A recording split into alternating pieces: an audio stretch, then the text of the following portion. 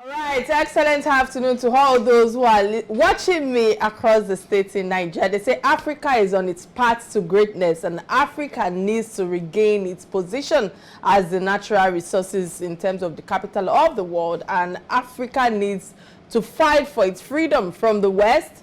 No one will take Africa to the destination and give it its due right except we Africans, and it's time for African politics on my platform, Real Talk with Kike. And I think it's very important for me to greet my audience again. You're on to another interesting episode of Real Talk with Kike. I greet you all. Gracious afternoon. I'm very sure we've had a very restful Easter period, and I know that it's still some season of work holiday for most parents, and all of that. But putting that aside, let's hear what on this day initial segment as for us today. When I return, I will give my submission on it. Stay with me. I'll be right back.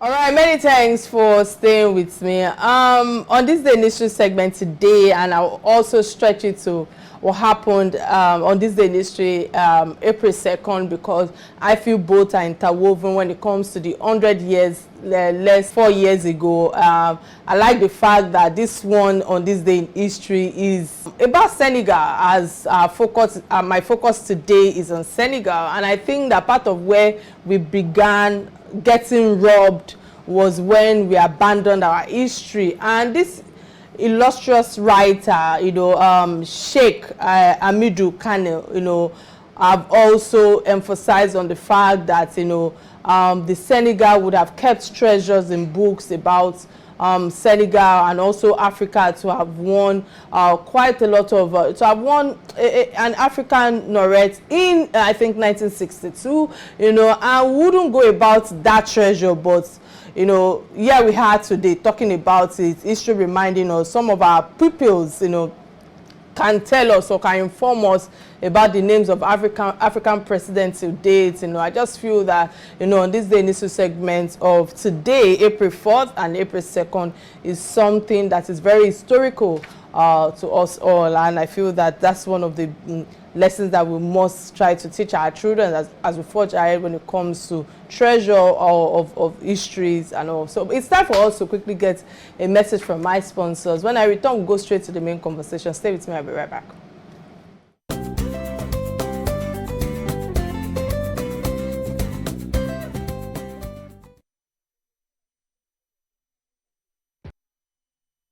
All right, just over 2 weeks ago, BDF was a little-known opposition leader, languishing in jail, detained without trial on charges including inciting insurrection, who had never held elected office before. And over a week ago, he defeated the governing party's candidate, Amadou Ba, in the country's presidential election, winning 54% in the first round. And coincidentally, today, the 4th of April, is independence of Senegal, the anniversary of freedom from the French.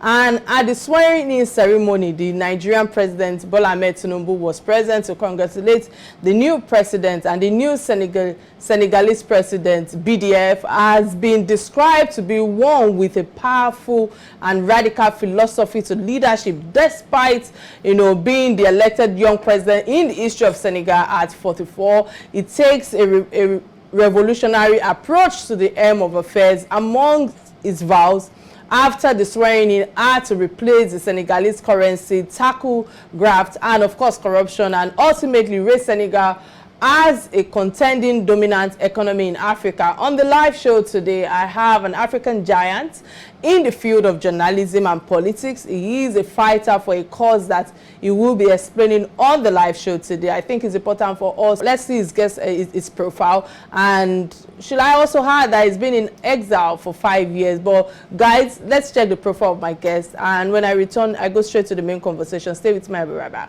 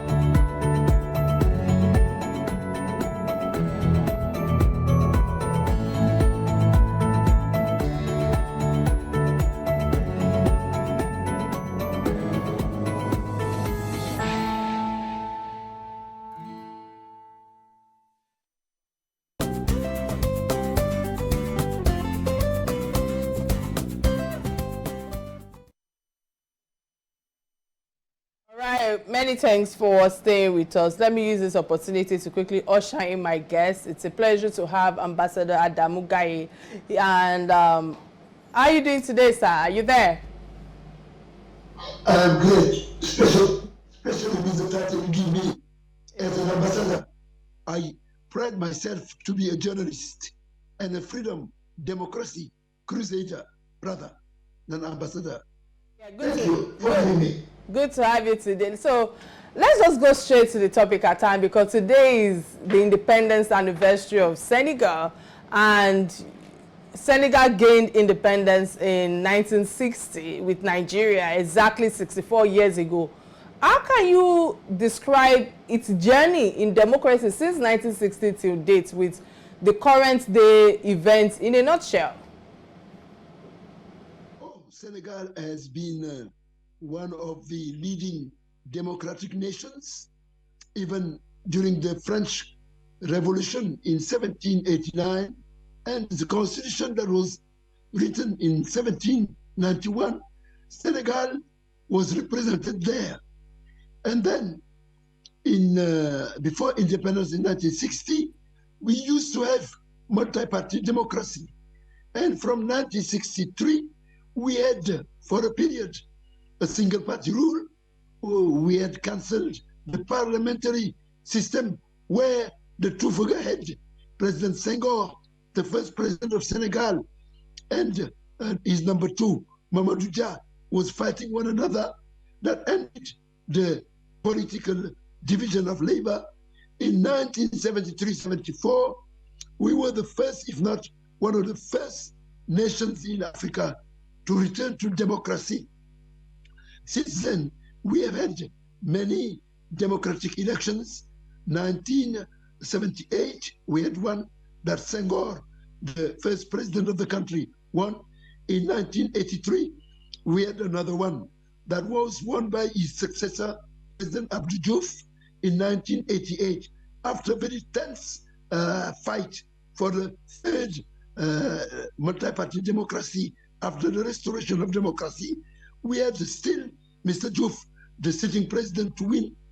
But in 1993, when he won for a third term in office, people started fighting against him.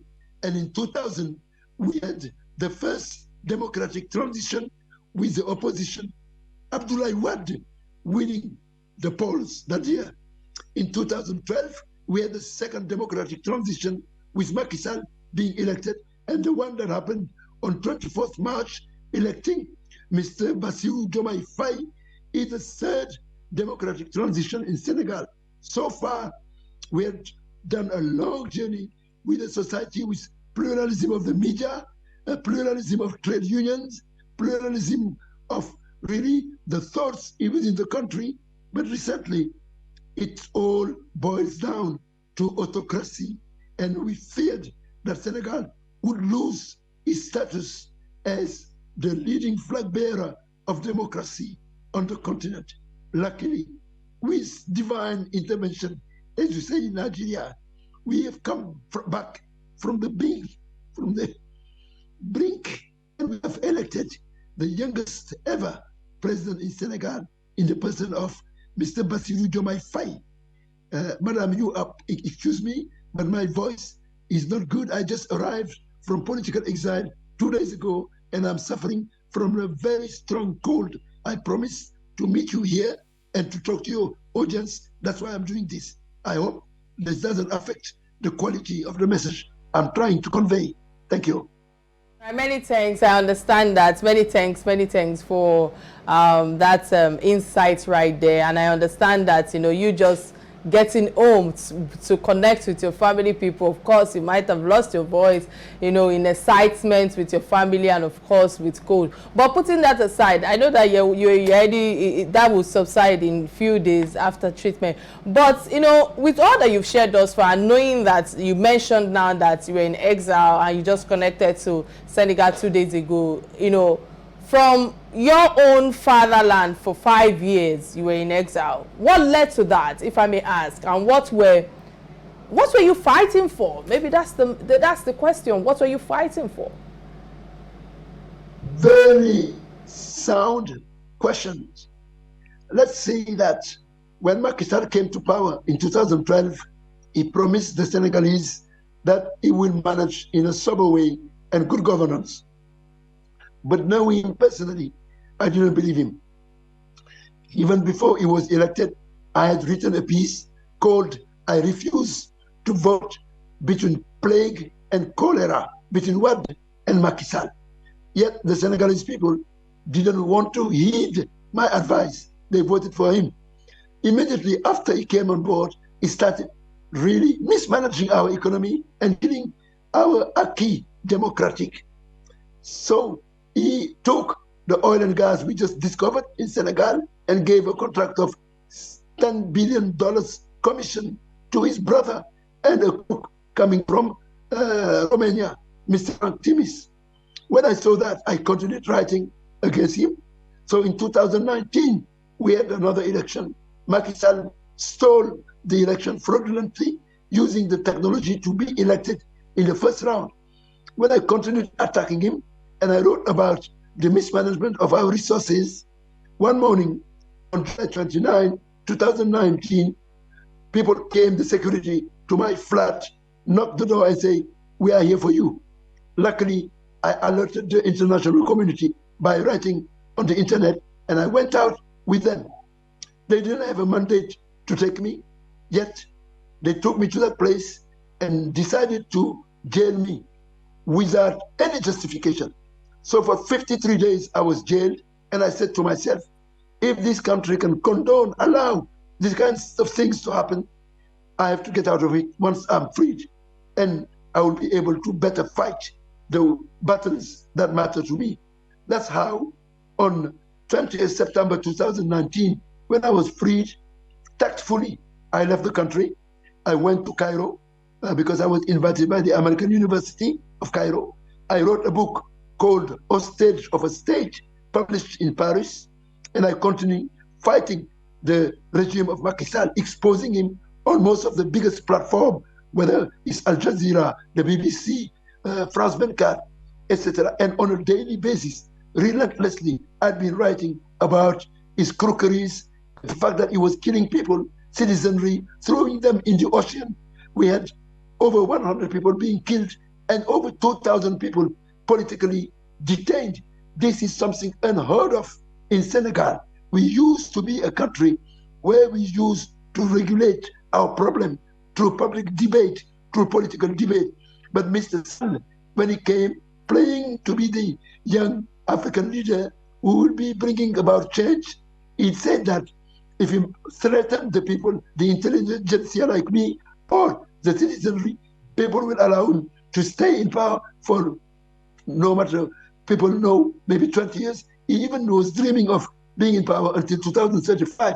Luckily, the battle that we wage internationally and within the country by the likes of Sonko, Bassirou, Diomaye, Faye, and other social forces ended up drawing the attention of the international community, from the United States to France, European Union. Everybody started calling on Macky Sall to respect the rule of law that Senegal was known for. So that's how we had really these elections that he didn't want to organize on 24th of March. You recall, on July 3rd, 2023, under the pressure, he said he was not running for office despite all his shenanigans to stay in power. But when he saw on February, early February, that the campaign was going on without him, on 3rd February, he decided overnight to cancel the election. But that was the moment when the international community discovered who he was, and everybody rallied around the need for salvaging the democracy of Senegal.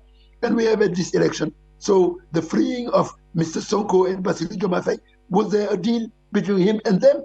Maybe. But the fact is that these two people, they became the polarizing force for the citizenry of Senegal to vote in a referendum against Macky Sall and his anointed candidate, who couldn't have a chance to run. And also, you can add to the fact, the reality that the social media, what I call the netizenry, the netizen. With all that you've shared thus far, I have two questions for you, because I know President Faye has reform agenda is embarking on. With all that he has shared thus far, I would like you to specifically, talk on that issue. What specific strategies do you anticipate that, BDF will implement to address the challenges of poverty, injustice, and of course corruption in Senegal? That's my first question to you. My second question to you, because of time, is because I also understand that President Faye will also pledges to drop the CFA francs and introduce a new Senegalese or regional West African currency, emphasizing on sovereignty in financial matters. And many claim that is economically and politically enshrinking many economies in Africa, just as the dollar is used against us in Nigeria here. Is it a doable thing for him? Do you see in materializing?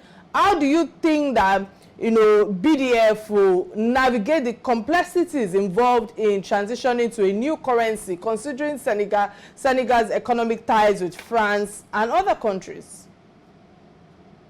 Great questions. The first one, I think Mr. Bassirou Diomaye Faye is pledged, first of all, to address the problem of justice in the country and security forces. Those were really the arms that Mr. Sall used to subdue its opposition. So that is the first point he needs to address. But he needs to convince that Senegal has become again a rule of law country for investors to come in to fight the poverty that is really huge in this country. You have almost 70% of the population being youngsters, nearly 25 years. So if you don't give them jobs, you have problems. So he has to address that. And also, he must fix the democracy of Senegal. Like I said, most of the institutions, they played in the hands of Macky Sall. So we need to address that. Beyond those aspects, he needs to consult and bring on board people who are not necessarily on his side. So he needs really to provide what I call a co-construction, to construct a new nation with people who have not been even with him during these past 10 years when his party, the PASSIF, was in place. So there is need to make that effort. So it's a long way. We are not yet there. And these regimes have left with billions stolen from the coffers of the country. Macky Sall and his followers will do whatever they can to short-circuit the democracy in Senegal, with the aim of Macky Sall considering himself to be less than 60 years old, to have a chance really to coming back, should this current regime has difficulties in meeting the expectation of the people. So we are at a turning point in Senegalese democracy, and the international community needs to work with the new regime to ensure that the economy stands on its feet and the country can see that there is another opportunity than the corrupt regime of Macky Sall that had a lot of conflict-interested people around. Now, the question of the franc CFA. This is what we call in French un serpent de mer. It's a long history, a long problem. Actually, if you look at the world, you have only 2 or 3 blocks that have this type of economic arrangement together. The French CFA between West Africa and France, Central Africa and France, and you have the European Union as another block. So money is a tool of sovereignty. People are realizing that by letting France capture the foreign reserves of West African Francophone countries and position it in places where it can yield money for it and come to lend it to African countries, this is no longer acceptable. So even the French are realizing that they need to yield a bit, and Senegal is rightly advised to get out of it. Small countries like Guinea-Conakry with the Dallases, like Ghana with the cedi, like Guinea-Conakry with its own money, and many others, Nigeria with the Naira, serve as example. But the big problem is this international sovereign approach that Mr. Bassirou Diomaye is advocating.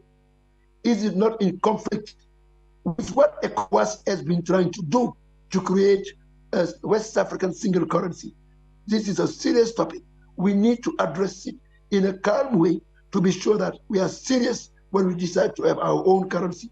Otherwise, we'll end up being like those countries with a run on their money. Many thanks. We'll go on a quick break now, and when I return, the conversation will continue. Stay with me. I'll be right back.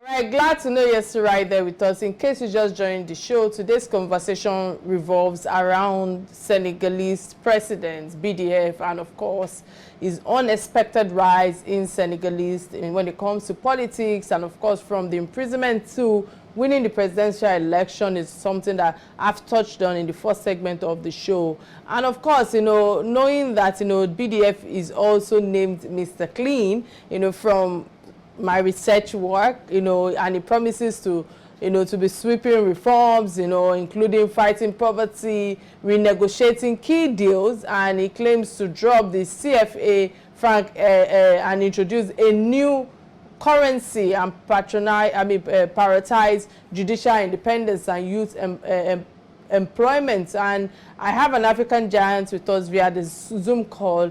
He's a diplomat and a journalist of repute and equality, or how will I put it? Yeah. And of course, an authoritarian in the field of political discussion.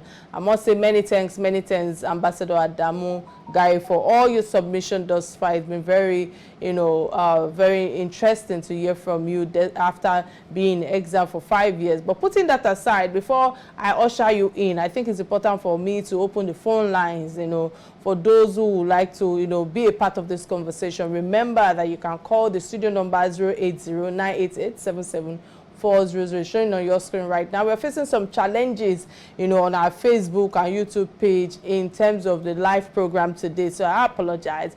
But sir, coming to you, Ambassador, with all that you've shared thus far, I must ask, how feasible do you think that it would be easy for BDF to renegotiate the critical deals in sectors like gas, oil and defense to better serve the Senegalese people? Because some of the things that I've seen before coming to the studio from the research work that I did, I just felt that how will he be able to bring the people of Senegal together in terms of unity to be able to achieve most of his goals?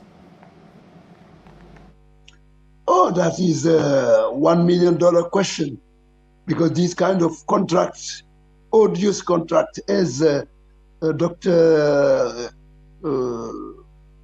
The former finance minister of Nigeria called it odious contract. When they are signed, you don't know what is negotiated. It is sometimes dubious, corruption, etc. And furthermore, the people who sign the contract, from the investors and outside business people, they understand the intricacy of the legal system. They understand the international law of investment. So because Macky Sall's regime, his brother and his cronies, they have been so corrupt, they signed off things without protecting the interests of the country. So this is the serious problem. It is not going to be fixed overnight. That I can guarantee you. Yes, it is not going to be fixed overnight. But I think that in their best interest, the foreign companies, they will look at it and say, look, we know that the world is changing, Africa is changing. We have young people who wants to have a stake and a take in the resources of their land. We have to talk to them. Maybe they will even have to betray and expose the previous deal, those who were involved, and tell, like during Abacha time, where the money looted has been placed. So that is definitely the only way forward. You have to bring them with their sovereign, the British, the Americans, the French, and others, to tell the multinationals that wants to be part of the oil and gas of Senegal to first secure what is called the social license to operate. If you don't give the guarantee to the people that you are bringing at least something they are supposed to have, you may end up losing the whole game. That's what I'm going. There will be a battle, a fierce battle. The Senegalese people want this thing to change. If we don't do it, we will end up being under the control of these foreign companies and the likes of Macky Sall, sitting from abroad and practicing what we can call remote control of our nation. This is not acceptable. And I think the international community will have to impress on its international oil and gas companies and other mineral companies to accept that is a new dawn where people want not just to be taking small grafts, but people want to be truly in charge of the resources of their nation. I hear you, sir. And while speaking, I have two questions for you again, because like I said, a lot of research was done before coming on the show, as always, and I feel that politically, from the international scene, there's a strong battle going forward.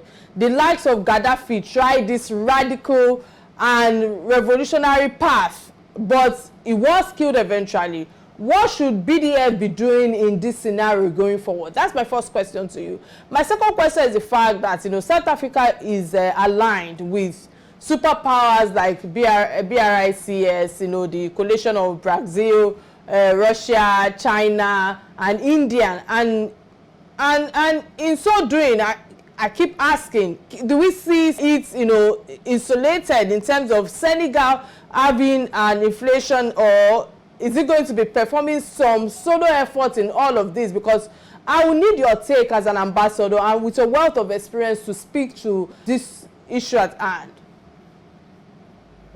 Of course, it will not be easy at all. But don't forget, in Africa, among the countries that are influential, Senegal, despite being a tiny country with 200,000 kilometers square, is probably the most influential French-speaking country in Africa. Senegal's opinion is sought after by the whole world. And even the Chinese, the South Africans, the BRICS, like Brazil, Russia, all of them, they like to talk to Senegal. So they will give really a room for Senegal. And they may consider that maybe down the line, if they want to open up the BRICS organization, already open to Egypt, South Africa, and I don't know, another African country, they may decide to open it to Senegal.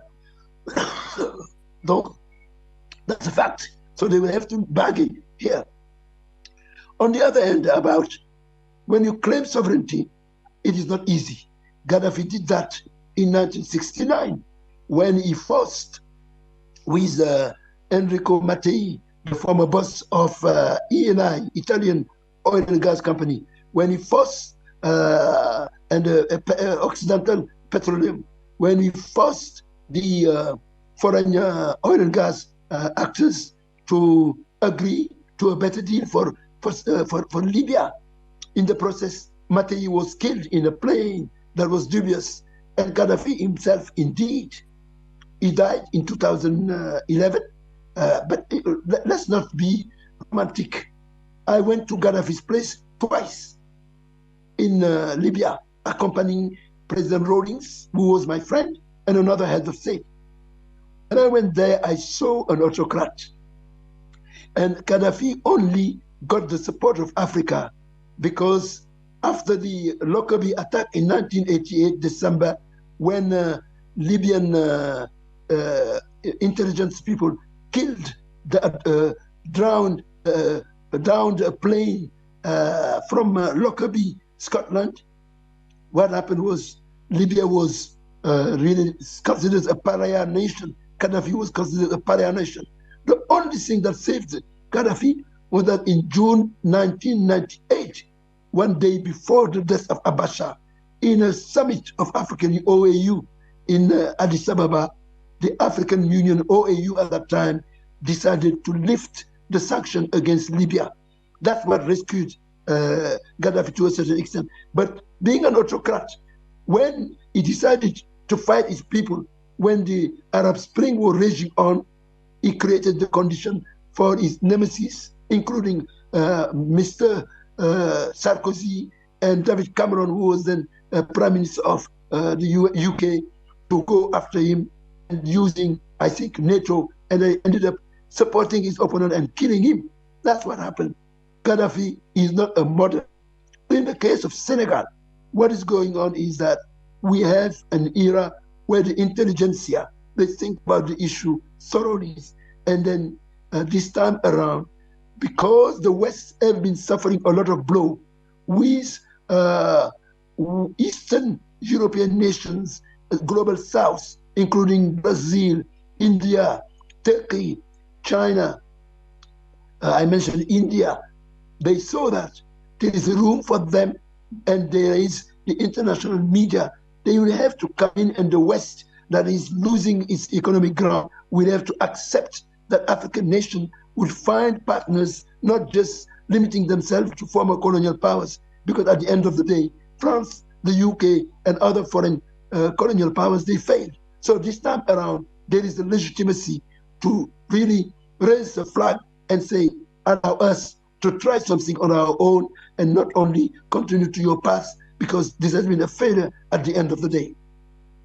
Again for that elaborate submission, but quickly let me ask you this, and I will appreciate if you can answer in 2 or 3 minutes because I'm running out of time. I remember that Uganda was placed under embargoes and sanctions from US simply because they banned LGBTQ. You know, manipulating economics has been the method US has used against many countries, including Turkey, in recent years to awaken their own economy. And the reason why I'm asking this is the fact that I know that there are quite a number of challenges that might come his way regarding this. But in what ways do you anticipate, you know, BDF, you know, to tackle the challenges of strengthening judicial independence and creating empowerment, you know, opportunities for Senegal's youth? And how do you think that BDF will balance the demands of his various priorities, particularly in the face of limited resources and competing interests? Yes, okay. Senegal, by the way, is a resource-rich country. We have a lot of oil, gas, minerals. We have the sun, renewable energy. So it's really a blessed land. And we have now a democratic fabric that is a discriminator for us in competition with the other partners. But what I want to tell you is this. There are some questions that are very sensitive. The LGBTQ, like you said, is a sensitive one in a country that is almost over 90% Muslim one, and very strong Muslim nation. But I think Senegal is known to be a land of diplomacy. They would have to give some stuff to alleviate the fears of the West in seeing Senegal as going as an autocratic or as an extremist fundamentalist nation. I think at the end of the day, the judiciary that will be put in place will, once no longer depending on a state that is forcing its decision on it, they will end up accepting how to better rule in a tactful way. That's what they will do. I think they are intelligent, they are qualified, and the rest of the world will understand. Even when the Pope said that we have to allow gay marriage, you can see that in the Catholic community, African people said no. So the rest of the world is saying progressively, we have to be careful. The nations are not the same. The tradition, the values are not the same. So I think this is something that will give him a leeway to allow him to ensure that the youngsters that are around him will continue to support him, to ensure that at the end of the day, he will have the authority to command them, to bring them to accepting some of the shifting that you have to adapt. The world has changed. You have to accept that there is a reality of these LGBT. The gender question is a real problem. You have a social inclusion, financial inclusion. This is the beginning of really a very difficult situation, and this president must adapt himself to the reality, but specifically do the campaign, the lobbying to convince the rest of the world that what it is doing is not only good for the Senegalese community, but also taking into account what the world is talking about today. Yes, it needs really an engineering, political engineering to deliver on that. All right, many thanks again. This will be my last question to you, because I must ask you, you know, as an experienced man, and how do you envision the relationship between BDF and Sonko evolving as they are transitioning into their respective roles in Senegalese politics? And the reason why I'm asking this is because I would like you to touch on the impact. You know, what impact do you believe the endorsement from figures like, you know, what they will have on BDF in terms of the presidency and his ability to govern effectively, you know, the people of Senegal? Because with all the political challenges that is going on right now, I believe that I need to ask you this question before we wrap up. Yeah, you see, you mentioned Wade, Abdoulaye Wade, the former president of Senegal, democracy crusader, before turning into an autocrat. He called for Senegalese people to vote for Bassirou Faye. But the truth is that the day before that, I myself was the first to call for people to vote for Bassirou, and what followed me. That's the reality. We have to put the record straight. So now, you know, in politics, when you have two people, like we say in Senegalese tradition, you find them in the same pond. You have two crocodiles in it, even though they kind of negotiate tactfully. At one point, there will be friction. Don't forget that the two, they are married to two wives, each of them, and you have people who will decide to follow this one or that one. So far, the relationship has been smooth, and they seem to be working against what they call their project. They want to put aside the personality and promote the project. We have to say, let's wait and see. As we say in French, time will tell. Because at the end of the day, power politics, at the end of the day, it corrupts and it creates friction. So we don't know, will they be understanding that it is their own best interest to continue cooperating, to maintain themselves in power, so that Ousmane Sonko takes over after Bassirou Faye. This is very early stage, and we have to wait to see what is going to happen. But I foresee frictions coming down the line. That's my senses, my sentiment. Thanks, many thanks for your elaborate submission on all the questions thus far, and it's been an interesting time with you on Real Talk with Kike. But before I let you go, there's the last segment of the show that we call Trending Story in Nigeria, and these are stories that binds us as Nigeria, but now today is going to be binding us as Africans, because there are things that we must learn from one another. And the first trending story that caught my attention is that of the federal government that, you know, raises tariff on power and removes subsidy, you know. And let me quickly say this, because this is where I have an opinion as a host. You know, I think one of our biggest problems in Nigeria when it comes to policy and intervention implementation is lack of transparency and communication inefficiency. Maybe that's the word now, because transparency at all levels can help Nigerians see clearly why some interventions are taken and why it will be of good or greater good for the public and also the economy in the long run. But consistency in terms of communication and up-to-date information prior to implementation and during implementation will, I believe, have not really strengthened the issue at hand, and it has caused a lot of misconception. And one of the misconceptions I want to touch on is the fact that one is that Nigerians, don't know that the federal government pays subsidy on their behalf in the power sector, and the few who are well informed, and knows that the federal government pays it, also feels that it is their own national right, so to speak. So all these, issues, have added to the current challenges that we're going through.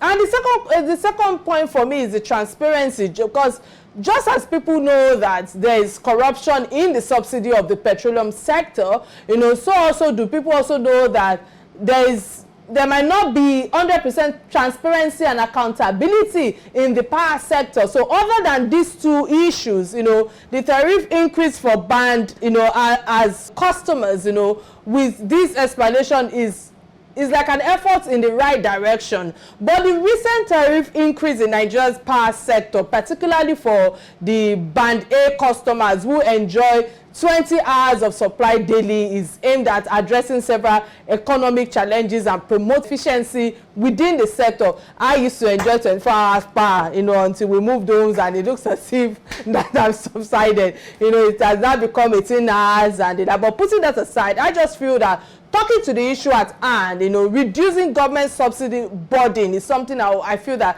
I need to bring to fore, because the tariff increase is expected to relieve the federal government of the burden of, paying FT subsidies, which amounted to about 240 billion per month, and of course 2.9 trillion per year. So this subsidy was, unsustainable, to be honest, and strained government finances. But guys, I must touch on this, to those who are listening to me right now. Let me touch on the cost recovery for operations, because I feel that the cost recovery of operation, which is a tariff adjustment, reflects the actual cost of operation for power generation today, including factors like the price of gas and, hydroelectric generation. But with all that is going on right now, I'm asking, how do we cover this cost? And more accurately, is this something that is sustainable of our power generation today in terms of the activities, that we are relying on, the subsidies, and all of that? But putting that aside quickly, another point again that I would like to touch on is the fact that protecting the vulnerable consumers. I just feel that despite, the tariff increase, it has highlighted that only about 15% of power, in terms of the consumers will be impacted, so to speak, particularly those in the band A category that has been highlighted, but additionally, the measures taken to protect the consumers from exploitation now by downgrading feeders that do not meet the 20-hour supply threshold is another issue at hand, because when we are talking about all of this, it's important for us to address the economic realities, because the decision to increase this tariff is also influenced by, broader economic factors such as the removal of fuel subsidy and the challenges in the foreign exchange market today, because I feel that has been the major issue since this administration came to power and fuel subsidy are removed, and it has affected every sector. And I'm asking myself, how do we move forward in terms of transparency, in terms of accountability, where the citizens are asking for? How do we move forward in making sure that, there's so much that we can offer to the citizen? Sir, I don't know if you can lend your voice to this, so let me quickly touch on the second trending story so that you will be able to talk on it, because this affects us all, since we all have children, we have sisters, and we have nieces and all. The second trending story for me is the married to a 12-year-old in Ghana, by the Wolu King. I don't know if you stumbled on it, since your return to Senegal. But quickly, let me say this, and maybe this will help you in your own line of thoughts, is the fact that I feel that the story is deeply concerning for me and raises several ethical and legal issues. And first, I feel that the child rights violation is something I would like to touch on, because the marriage of a 12-year-old, when I saw it, I don't know if my technical team can put some of the extractions on TV for people to see, because I just feel that a 12-year-old girl constitutes a great violation of our own right as a child.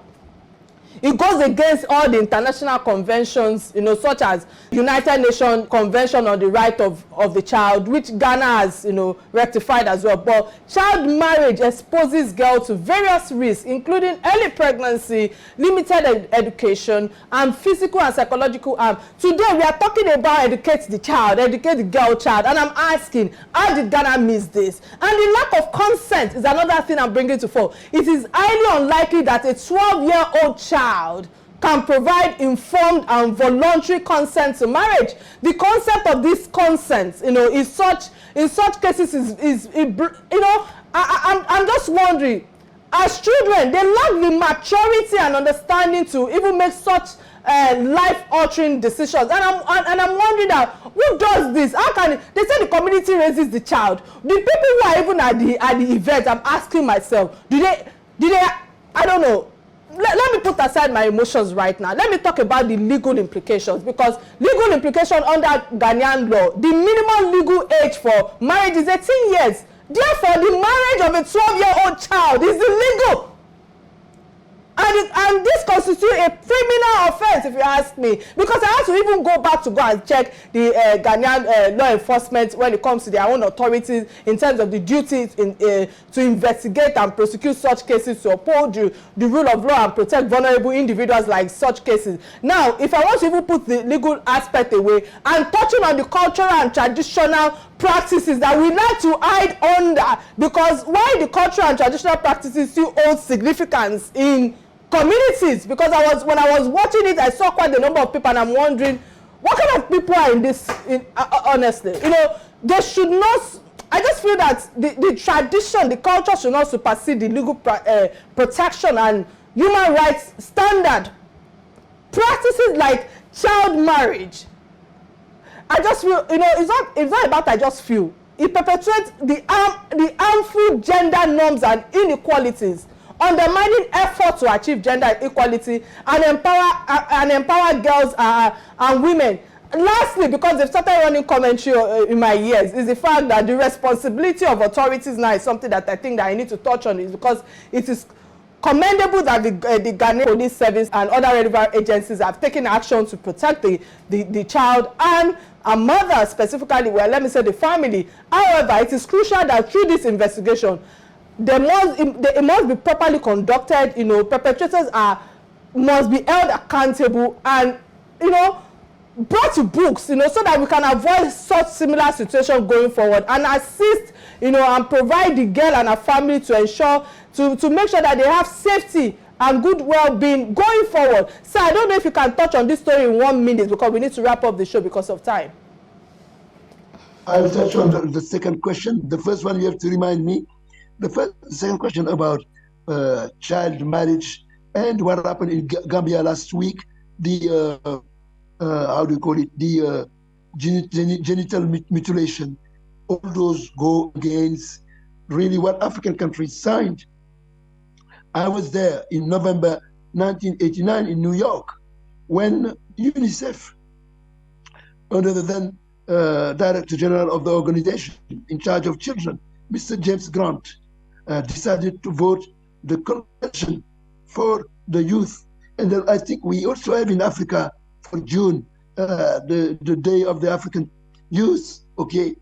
But the problem in Africa is they sign something, but before the ink is even settled, they go and violate it. And now they have another reason to do whatever they feel like doing, because there is a competition in human rights. In the past, we used to call universal human rights, so to say, the westernization of human rights. Apologies, sir. Apologies, I have to butt in. I have to interrupt your line of thoughts. You know, we've run out of time, unfortunately. You know, I wish I could get your full thoughts on the issue at hand. But many thanks, sir, for all your elaborate submission, throwing light to the issue at hand, especially when it comes to the Senegal. And of course, it's been an interesting time with you. You know, courtesy you are a resourceful guest. You know, Ambassador Adamu-Gaye. Many thanks again. I wish you the very best as you've connected to your fatherland. Adam, thank you so much, sir. And this is where I draw the curtains of the show. Till I come your way next week, remain kind to one another. My name is Kike Atanda-Owo.